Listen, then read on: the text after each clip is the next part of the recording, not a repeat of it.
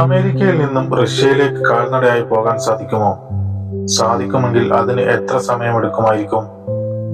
ഏകദേശം 4 കിലോമീറ്ററോളം നടന്നാൽ അമേരിക്കയിൽ നിന്നും റഷ്യയിലെത്താം എന്നാരെങ്കിലും പറഞ്ഞാൽ നമുക്ക് വിശ്വസിക്കാമോ? വിശ്വസിക്കാമെന്നാണ് ഉത്തരം. എങ്ങനെയെന്നല്ലേ?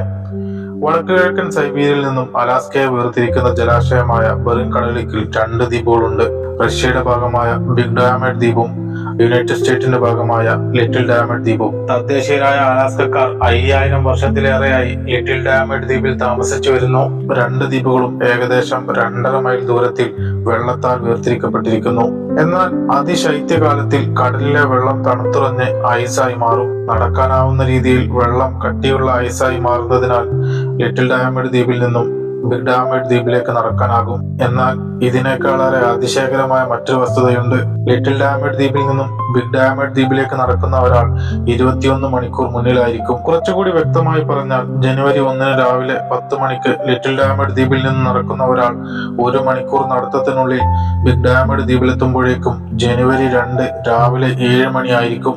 ലോകത്തെ ഏറ്റവും വലിയ രാജ്യമായ റഷ്യയിൽ 11 വ്യത്യസ്ത ടൈം സോണുകളുണ്ട്.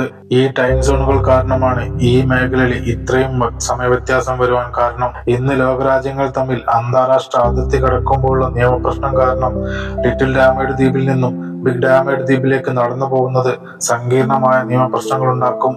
എന്നാൽ ഈ നിയമങ്ങൾ ഉണ്ടാവുന്നതിന് മുമ്പ് ആളുകൾ ഇങ്ങനെ നടന്നു പോയിരുന്നതായി ചരിത്രരേഖകളിൽ കാണാം.